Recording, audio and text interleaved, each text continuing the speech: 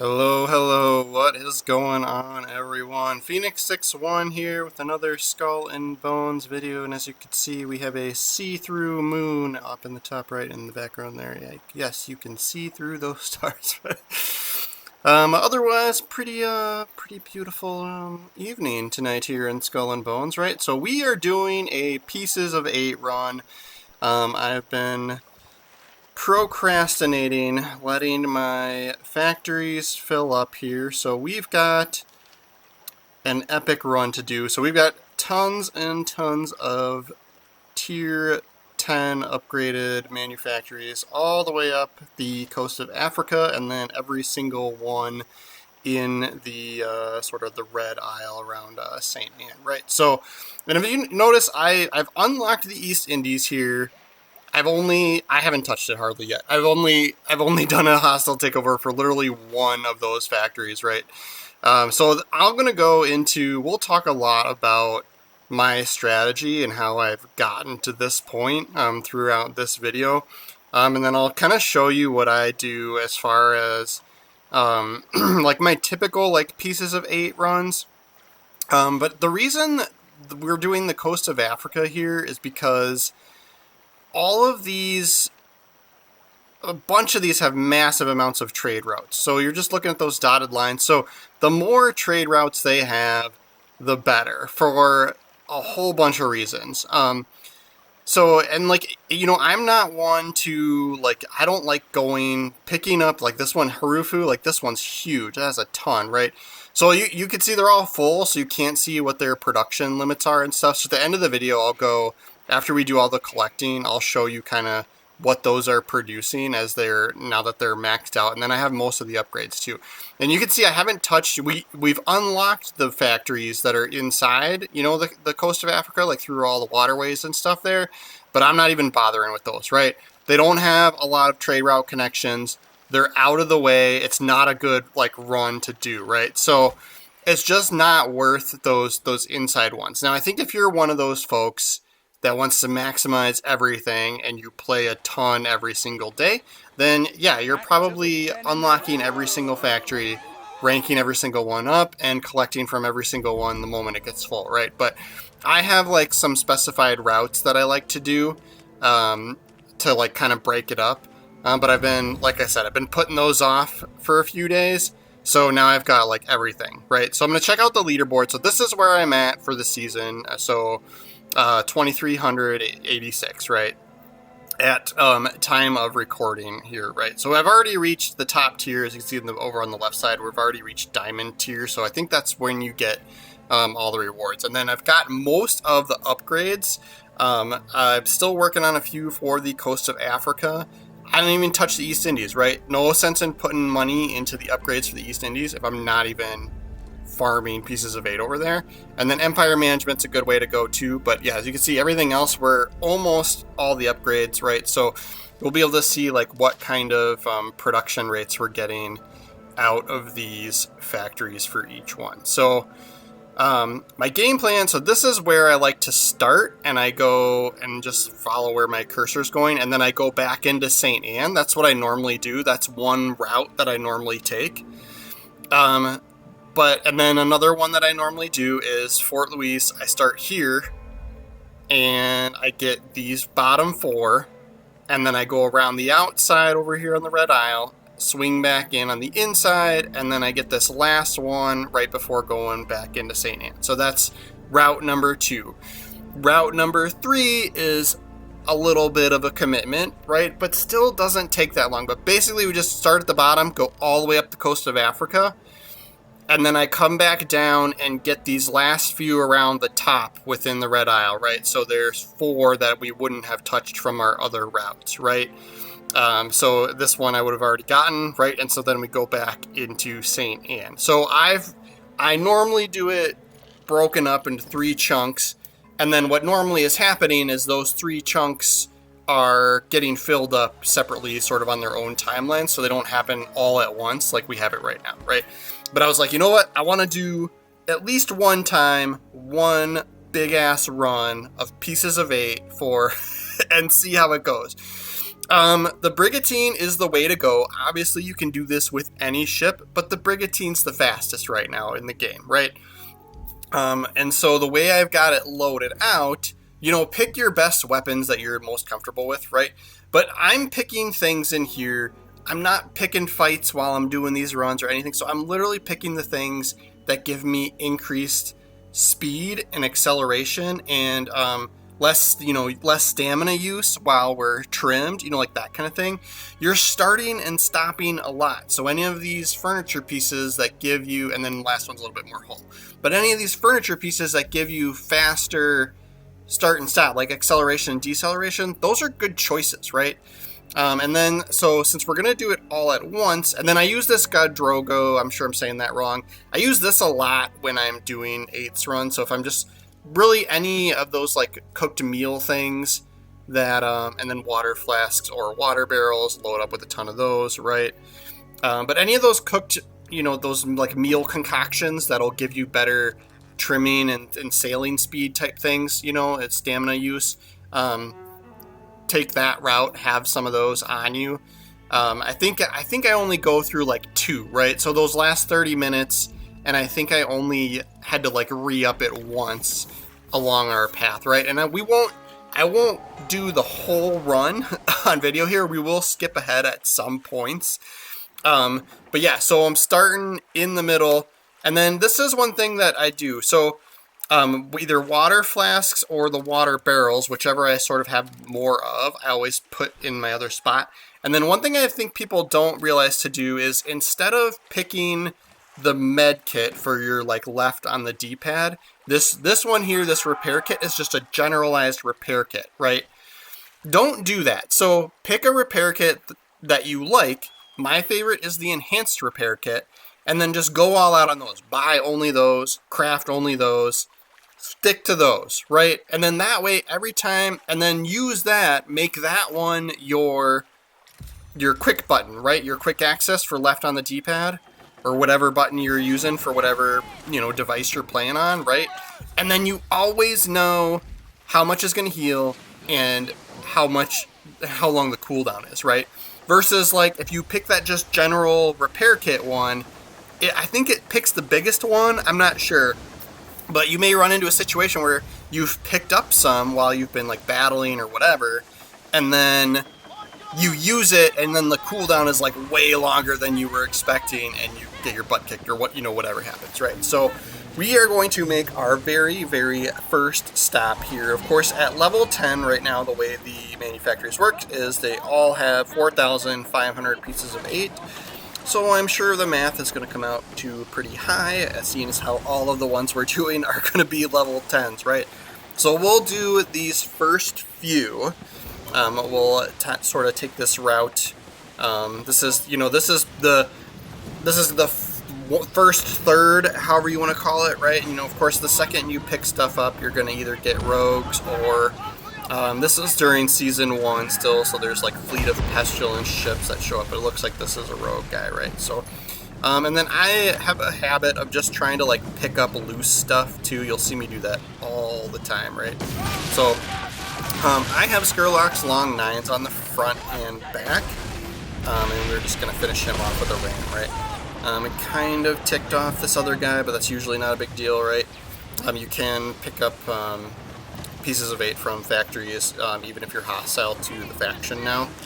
For the most part, there's some ones that still work kind of wonky, right? But yeah, so I have Skurlocks, and then I'm using either the water barrels or the water flasks, like just constantly, like especially when we've got the wind at our back and or when we've got like a straight shot to the next one, right, where I'm not doing a lot of zigzagging through whatever or turns, so that gets us up to 20 knots a lot of times, right? So this makes it go faster. You kind of sit back and think like, oh, what's 15% sailing speed gonna do for me for only however long it lasts, like 20 seconds, like whatever it is, a few seconds, like, but over time when you're making these pieces of 8 runs, makes a difference, right? So, but yeah, you'll see me, I sort of try and multitask when I'm doing this, right? So I think a lot of people aren't huge fans of how you get pieces of 8 in this game, right? It's kind of the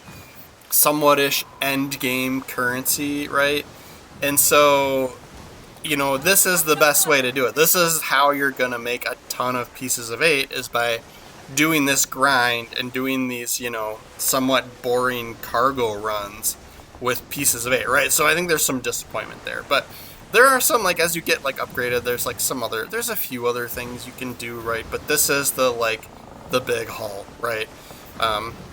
So we'll turn in, so then, yes, through here we're heading back in towards St. Anne, but instead of dropping these off, so normally I would, so there's 2 more factories to stop at here, 4,500 apiece, so normally I would just go right into St. Anne, but I'm like, what? We got them all ready to go? Let's do one big run, right? And you'll see me, I was trying to get into this before, but like you'll see me stopping, well, not stopping, but like loose stuff, right? So like I accidentally hit force open here because I thought that, you know, normally there's some loose items, right? But we did it pretty quickly, right? So we'll just take in everything, whatever.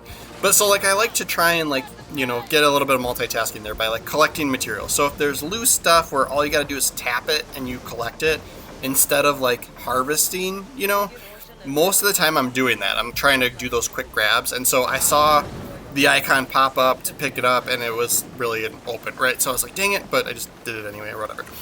Using another water barrel, another 15% sailing speed, whatever. Like, I'm just using those. So the reason I have so many of those too is because pretty much every time I make landfall somewhere, like, or even fast travel somewhere, especially at St. Anne and over in the East Indies, the base over there, Talak Pinjar, you know, whatever, I can't say it right.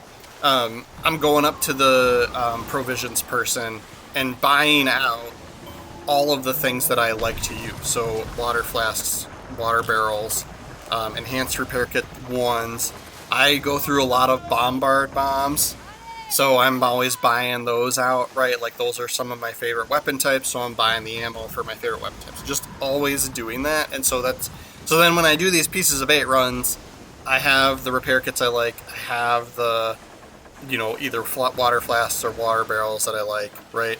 And I'm just loading up with those, and it's making my runs a little bit faster. Like, over time, it's definitely super, super helpful.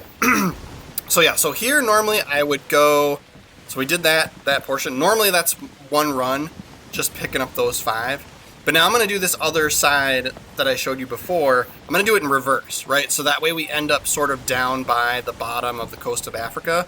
Then I'm going to go all the way up the coast of Africa.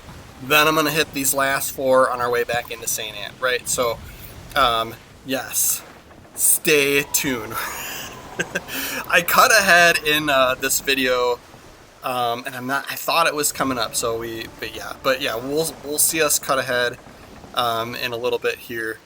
And then I'll kind of show a little bit. Yeah, there it goes.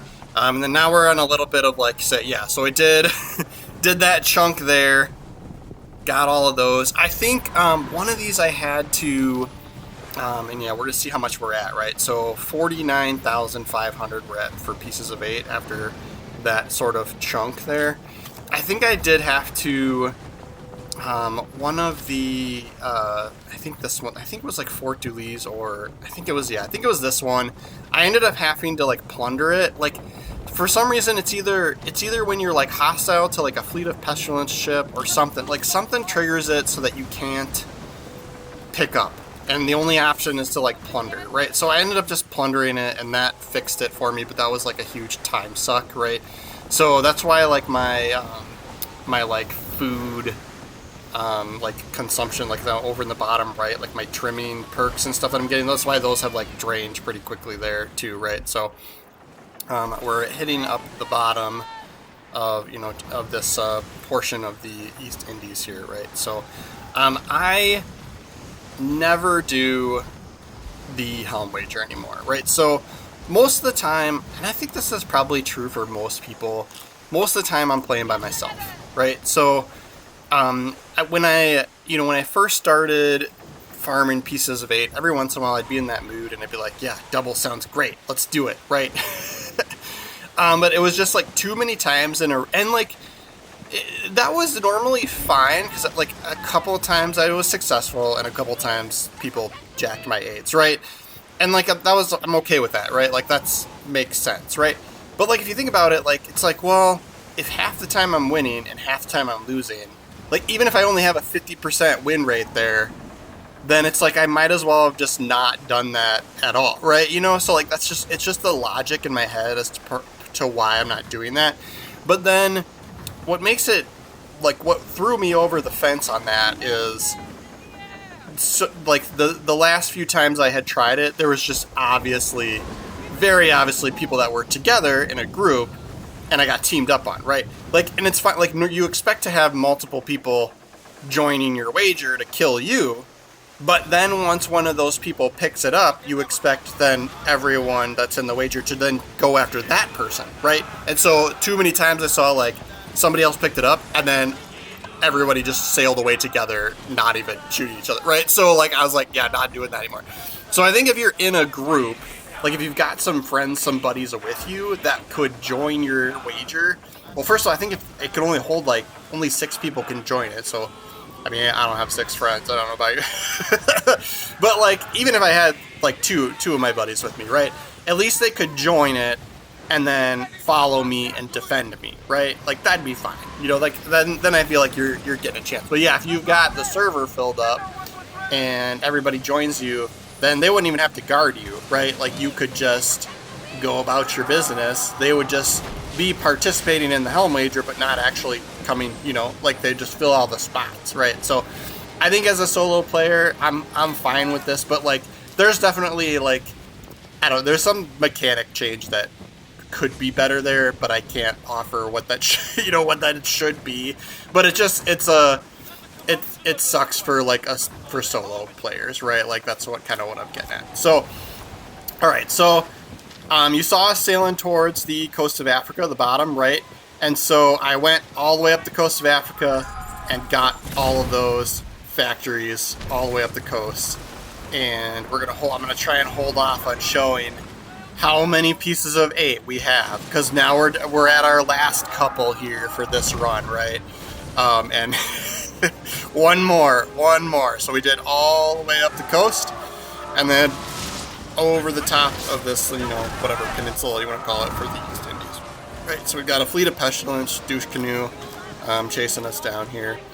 And then, yep, still using water barrels. So you can see we went through, I don't know, like 15, 20 of those or whatever, right? Like, it's not bad, right? I was just trying to remember to use them every chance I get, right? Because it gives you a little bit extra, but across the whole run, like, that makes a difference, right? So I think in total, this maybe took me about 40 minutes, right? So I had to do, you know, and it would have been maybe 45 or so. It would have been a little less if I didn't have to plunder Fort Dewey's.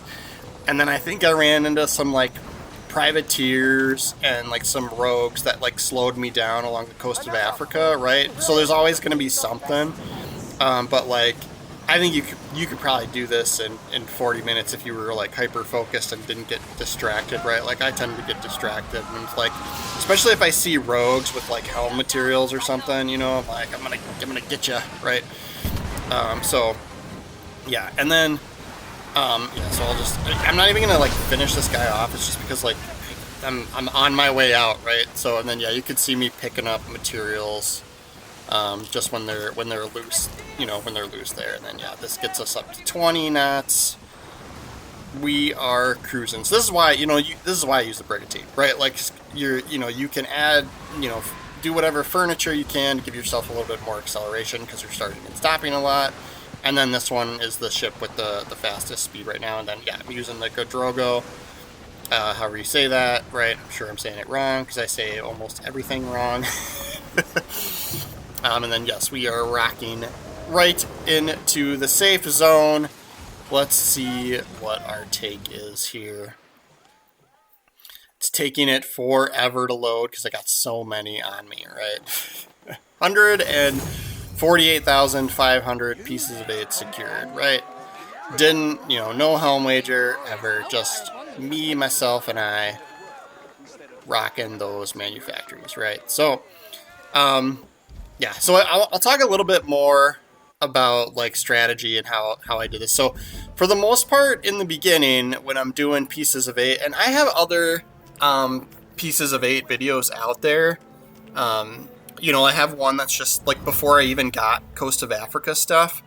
But, and then, oh yes, let's see where we're at on the leaderboard. So, I mean, I feel like we, you know, we were at 2,000 something.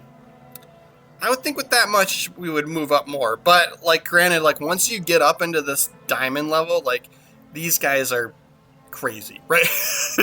These guys are farming 8s like crazy. So I think it takes that much more to move up just a little bit, right? So people are, because, you know, if you're up in this realm, so that's our weekly, right? If you're up in this realm on the, you know, especially for the seasonal, it's gonna, you know, you have to earn a lot more Pieces of 8 to, like, you know, just get that. But so we could talk a little bit about like, so what our like production rates are. So normally when I'm refunding them, you know, funding them, whatever you want to call it, I'm usually picking whatever item is giving me the most per hour. So as you can see, like, Fort Dulise has no trade routes, right? So that one's only giving me 79 an hour, right?